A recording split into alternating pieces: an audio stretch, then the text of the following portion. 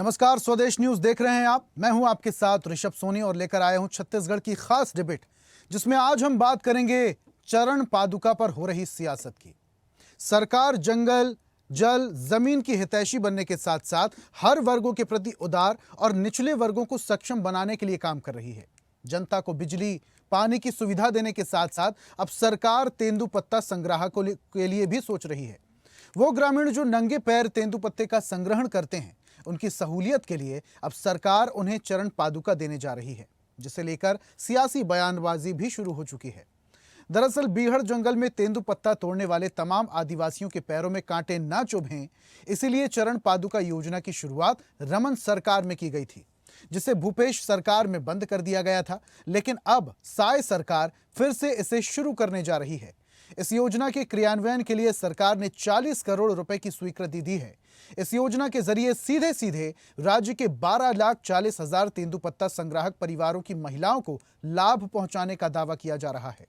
राज्य के मुख्यमंत्री विष्णुदेव साय ने योजना को लेकर कहा, हमारी 16-17 महीने की सरकार में मोदी की गारंटी में जितनी भी गारंटी थी, हमने उन्हें पूरा किया है।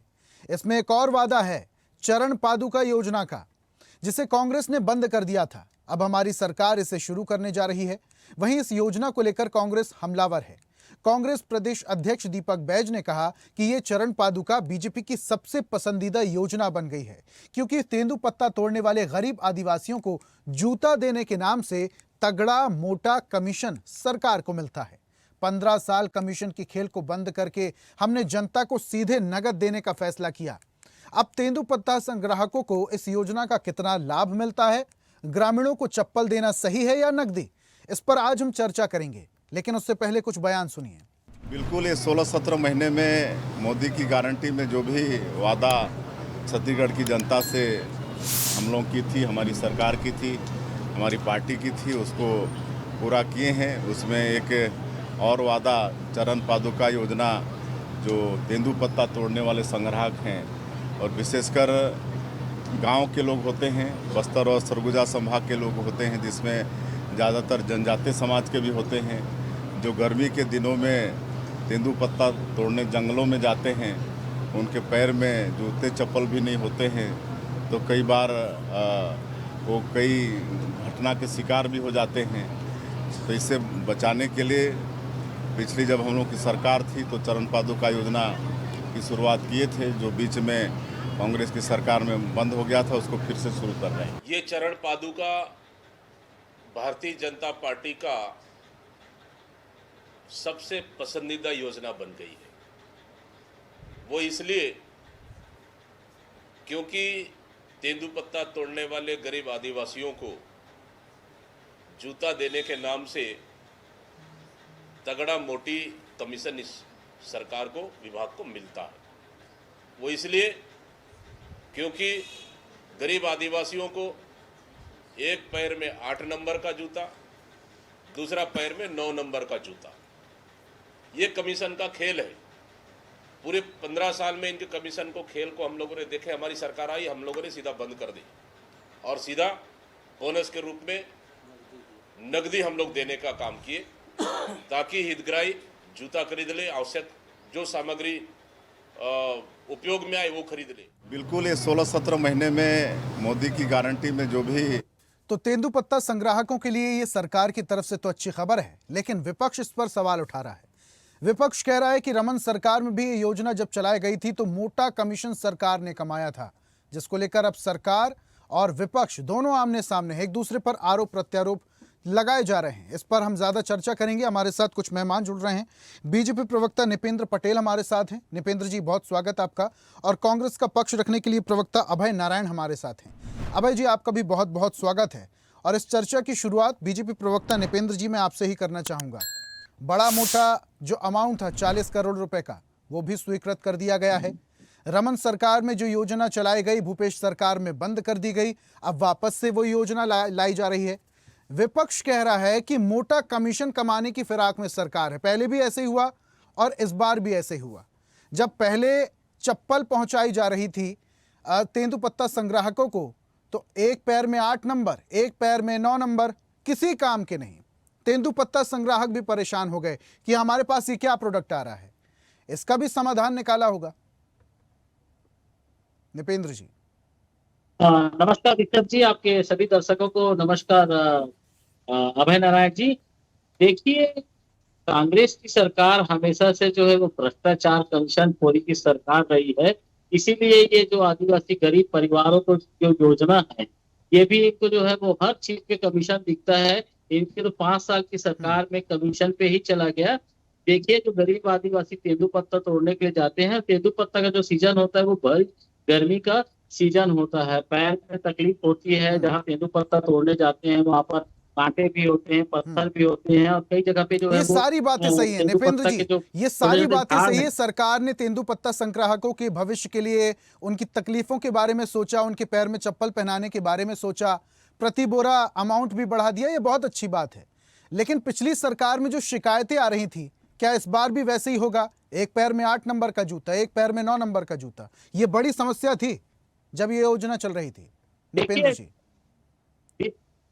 ऋषभ जी, देखिए, योजना जब बड़ा होता है तो थोड़ा कहीं पर भी जो है वो कमी हो सकती है। पर अभी इस बार जो है वो चप्पल दिया जा रहा है, और जब चप्पल बांट वितरण होगा तेंदुपत्ता संग्राहकों को, तो पूरी जांच पड़ताल के बाद ही होगा। अगर कहीं से ऐसी शिकायतें आती है तो शिकायत पर जांच और कार्रवाई भी होगी।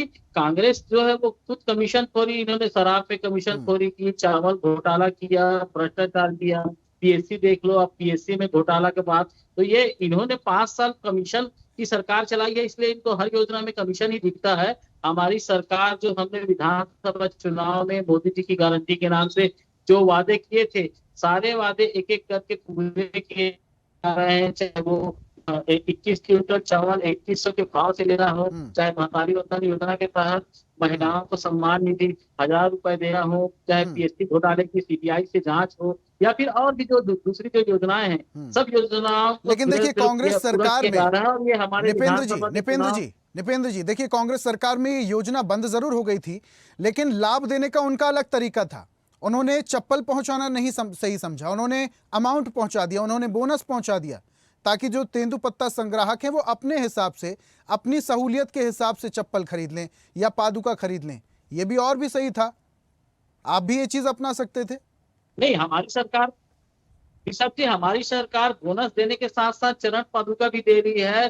तेंदुपत्ता संग्राहकों के बच्चों को छात्रवृत्ति भी दे रही है। ये तो तेंदुपत्ता कितना दिन खरीदे, देखिए, इनके सरकार में कभी एक दिन में तेंदुपत्ता तोड़ना बंद हो जाता था, 2 दिन में तेंदुपत्ता खरीदी बंद, बिना किसी सूचना के तेंदुपत्ता जो है वो खरीदी बंद हो जाता था। इन्होंने कितना खरीदा ये देखें। हमारी सरकार जो है वो हमने जो विधानसभा चुनाव में जो घोषणाएं की थी, सारी घोषणाओं को पूरा करने के प्रतिबद्ध हैं। और प्रदेश की जो आदिवासी जनजाति है, उनके योजनाओं के लिए हमारी सारी योजनाएं जो है वो अंत्योदय के लिए, अंतिम व्यक्ति के लिए होती है, और हम उन्हीं में घोषणाओं पे और घोषणाओं को पूरा करने के लिए ही योजना का काम कर रहे हैं।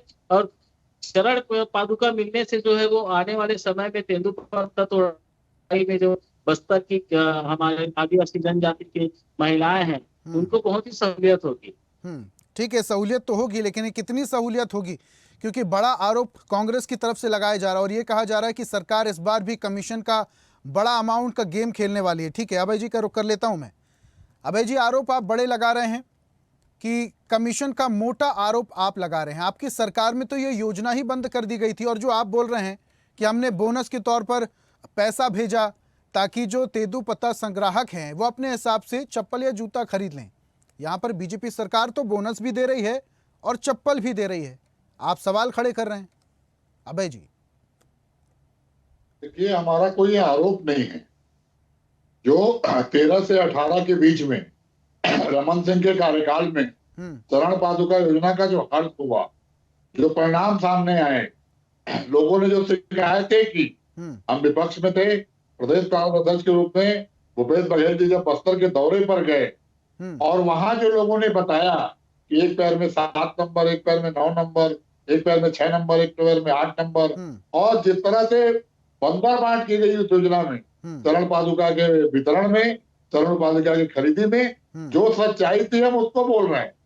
कमीशन तो अभी ये खरीदेंगे तो कमीशन का आरोप तो लगा रहे हैं ना, तो उसका भी कमीशन खोरी का आरोप तो आप लगा रहे हैं ना। आप कह रहे हैं कि मोटा कमीशन मिलता था, जरा उसकी प्रोसेस बताएंगे कि सरकार को कैसे मैं कह रहा हूं कि जो चप्पल कुछ जूता हुआ योजना है, पर ये कमीशन मिलता था।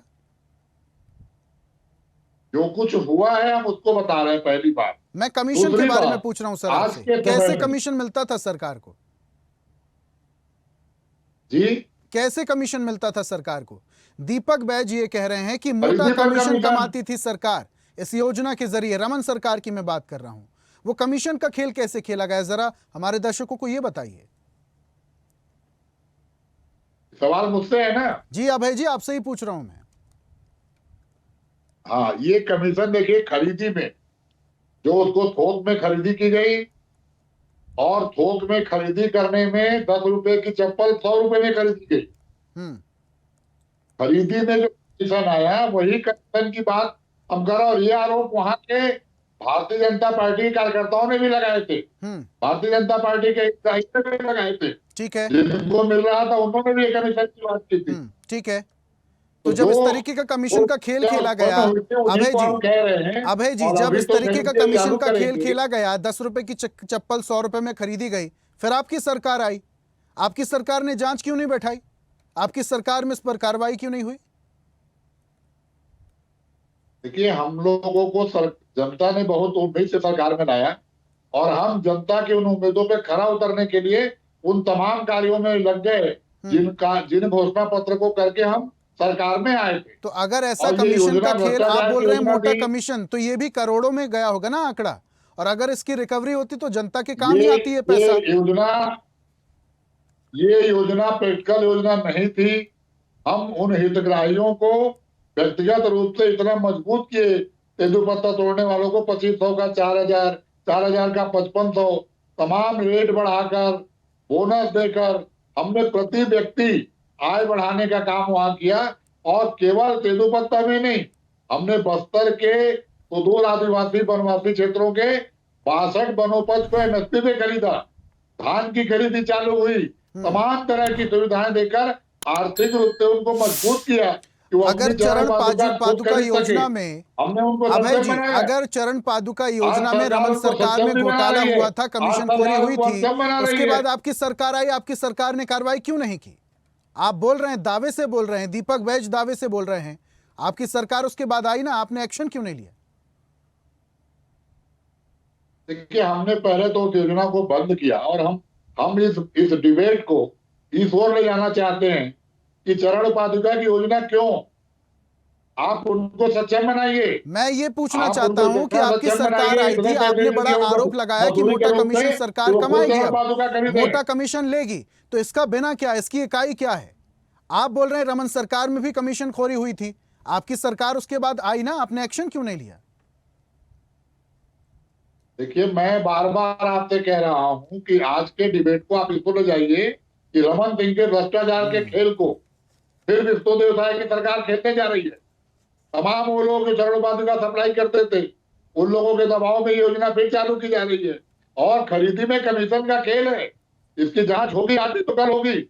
हमने कहा ना कि हम आपको सरकार मिली, हम बस्तर वासियों के समृद्धि की योजना में लगे, हम बस्तर वासियों के प्रति व्यक्ति आय बढ़ाने में लगे, हम बस्तरिया के मान सम्मान संस्कृति की रक्षा में लगे। और जांच होगी, सरकार फिर हमारी आएगी और जांच होगी, पुरानी जांच भी होगी, और अभी जो खरीद में भ्रष्टाचार होगा उसकी भी जांच होगी। देखिए, कमीशन खोरी में जांच बराबर अगर होगी। आपको करना होता तो भूपेश सरकार में ही हो जाती। चलिए ठीक है, आऊंगा वापस से आपके पास। निपेंद्र जी, बड़े आरोप अभय जी लगा रहे हैं और दावा भी कर रहे हैं आने वाले समय में सरकार उनकी होगी, जांच पहले की भी और जांच अब की भी। लेकिन बड़ा आरोप यह है कि कमीशन खोरी का सरकार इस बार जो है चरण पादुका योजना के जरिए मोटा कमीशन लेना चाहती है।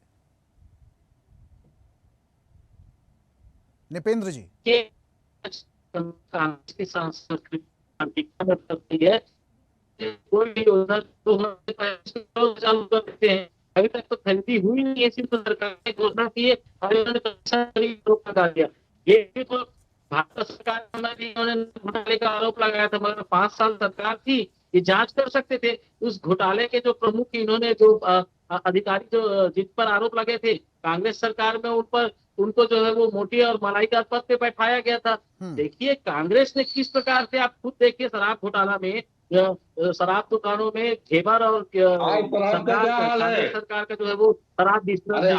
आज शराब इस का क्या प्रकार से हाल इन्होंने है? जो है नकली होलोग्राम से आज तो हजारों पूरा का करोड़ सब पूरा छत्तीसगढ़ कमाया है, और कारखाना बना कमाई हुआ है। के पैसे से ही, कमीशन के पैसे से सुकमा में कांग्रेस कार्यालय बना है, जिसको ईडी ने आज ये अटैच की आप गई है। ईडी की भाषा हमने बोलते कांग्रेस रहिए। के ऊपर जो आपकी आरोप भाषा लगाए ईडी थे, और ईडी की सारे भाषा आरोपों की सीबीआई और ईडी ईओडब्ल्यू से जांच हो रही है। इन्होंने सिर्फ आरोप लगाया। भूपेश बघेल जी जब विपक्ष में थे तो ये कहते थे कि झीरम के सबूत मेरे जेब में है। 5 साल सरकार में थे, इन्होंने क्या किया?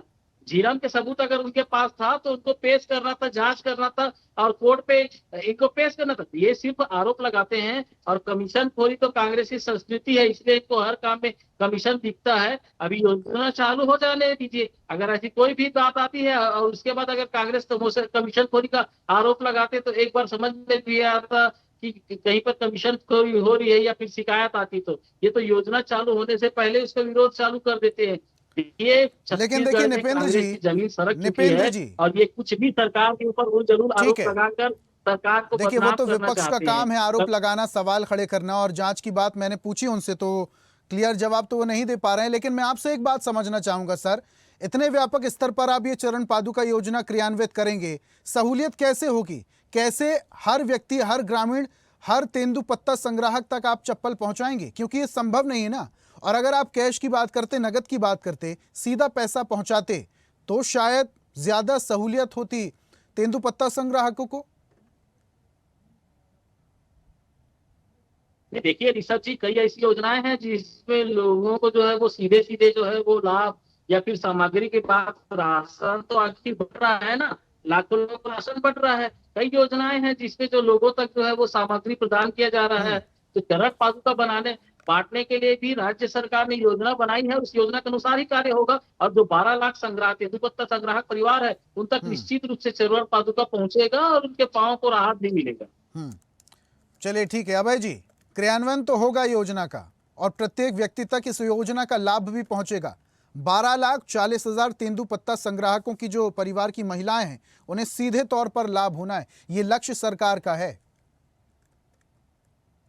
देखिए, किसानों को जब आप उनके खाते में पैसा दे रहे हैं, महतारी बंधन का पैसा सीधे आप उनके खाते में डाल रहे हैं, तो चरण पादुका का पैसा उनके खातों में क्यों नहीं डाल रहे हैं?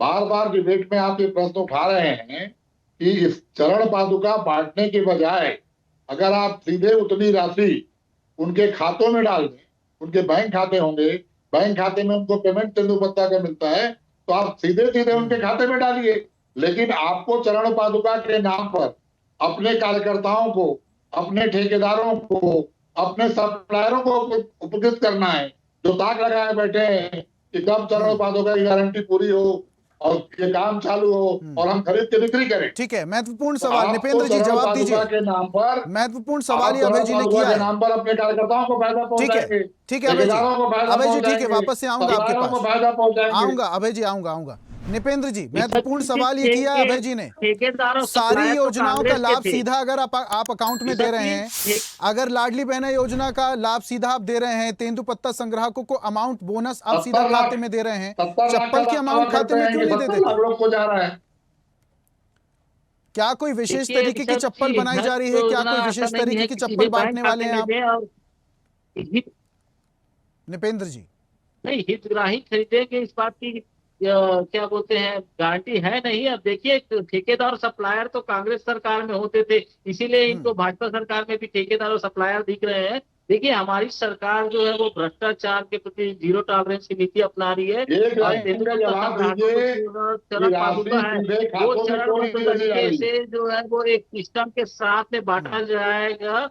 पहले आप योजना का जो योजनाओं का लाभ आप खाते में देते हैं नृपेंद्र जी, जो योजना का लाभ आप खाते में देते हैं और ये वादा करते हैं कि इन अमाउंट से, लाडली बहना योजना की जो हर महीने की किस्त आप दे रहे हैं, इस पैसे से महिलाएं अपने घर को सुचारू रूप से चला पाएंगी, बच्चों की फीस दे पाएंगी और तमाम तरीके के काम आएगा ये पैसा। आपको कैसे पता कि उस पैसे का क्या उपयोग हो रहा है? ऐसे ही चप्पल का पैसा आप पहुंचाएंगे तो इस भरोसे से पहुंचाएगी कि चप्पल ली जाएगी। नृपेंद्र जी दे पाएंगे इस बात तो अभी इसी सरकार ने जो है वो उनके जो आदिवासी भाई बहन है उनके पैरों की सीधा करते हुए ही चरण पादुका बांधने की पहले भी 2005 से ही डॉक्टर रमन सिंह की सरकार ने शुरू किया था और इनसे बहुत ही लाभ मिला था। जो जंगल में जाने वाले हैं, तेंदुपत्ता तोड़ने वाले जो हैं, वो गर्मी में उनके पैरों को राहत मिला था। नृपेंद्र जी, तो अभी क्या भी जो कोई है वो विशेष आने वाले तरीके की समय में चप्पल बांटने वाले उनके हैं? जो स्वास्थ्य और परिवार में पैर जो है वो राहत मिलेगा। तेंदुपत्ता संग्राहकों को क्या किसी विशेष तरीके की ये तो चप्पल मिलने योजना वाली के है सरकार की क्रियान्वयन तरफ से? हो जाने से कोई खास बात होगी उस चप्पल में? सब चीज योजना का क्रियान्वयन शुरू होने दीजिए ना, फिर इस पर आप समझिए। नहीं, मैं समझना चाहता हूँ सरकार की अभी मंशा तो क्या है, पहले से स्पष्ट हो योजना जाए कि जो चप्पल देने वाले हैं वो फिर अगर नॉर्मल होने कहीं वाली है या किसी शिकायत तरीके आती की है, खास तो विशेषता फिर उसमें उस पर होगी? आप जवाब दीजिएगा। और अगर किसी विशेष तरीके की चप्पल नहीं है तो अभी चप्पल की इस बजाय अमाउंट बारे क्यों में नहीं? देखिए, मैं तो कुछ हर योजना का अमाउंट आप अगर खाते में डाल रहे हैं तो चरण पादुका योजना की जो अमाउंट है वो खाते में क्यों नहीं? मेरा सवाल छोटा सा सिंपल। नृपेंद्र जी, नृपेंद्र जी, नृपेंद्र जी, आपकी आवाज चरण स्पष्ट नहीं आ पा रही, पादुका शायद कुछ नेटवर्क का इशू है। नृपेंद्र जी, आपकी आवाज स्पष्ट नहीं आ रही है, कुछ नेटवर्क का इशू है, कुछ टेक्निकल इशू है। उस टेक्निकल इशू को दुरुस्त करके वापस से मैं आऊंगा। अभय जी का रुख कर लेता हूं मैं। ये कह रहा था कि जो जंगल के अंदर रहने वाले तेंदुपत्ता संग्राहक परिवार है, हर कोई दुकान तक नहीं पहुंच, इसीलिए हम उनके घर में पहुंचाकर चरण पादुका दे रहे हैं। ठीक है अभय जी, बहुत सारे ऐसे ग्रामीण इलाके हैं, बहुत सारे आदिवासी परिवार हैं जो दुकानों तक नहीं पहुंच पाते, जिनके पास सुविधा नहीं है, जो एक जगह स्पष्ट तौर पर स्थायी तौर पर जीते हैं अपनी संस्कृति के तहत, अपने कबीले के तहत, लेकिन वहां तक सुविधाएं नहीं पहुंच पाती और वो बाजार नहीं जा पाते, इसलिए सरकार सीधा चप्पल पहुंचा दे रही है। इसमें समस्या क्या है? भारतीय जनता पार्टी के हमारे प्रवक्ता साथी एक तो इस बात का कोई जवाब नहीं दे रहे कि आप सीधे पैसा क्यों नहीं दे रहे। वो कह रहे हैं कि उनके पास चप्पल नहीं खरीदेंगे और कहीं उपयोग कर लेंगे। मान लीजिए उनके पास चरण पादुका होगी तो और कहीं उपयोग कर लेंगे, बाल बच्चों के ऊपर खर्च कर लेंगे। आपका उद्देश्य है कि बिना चरण पादुका पहने कोई तेंदुपत्ता संग्राहक जंगल में ना जाए, आपका उद्देश्य है। आप उद्देश्य अगर उसके पास पहले से है और एक चप्पल और एक चरण पादुका और दे देंगे तो दो चप्पल और दो चरण पादुका क्या करेगा? अगर पैसा पाएगा तो हो सकता है वो राशि का उपयोग अपने स्वास्थ्य पे, अपने बाल बच्चों पे, बच्चों की शिक्षा पे कहीं भी करेगा। इसमें आपको आपत्ति क्या है?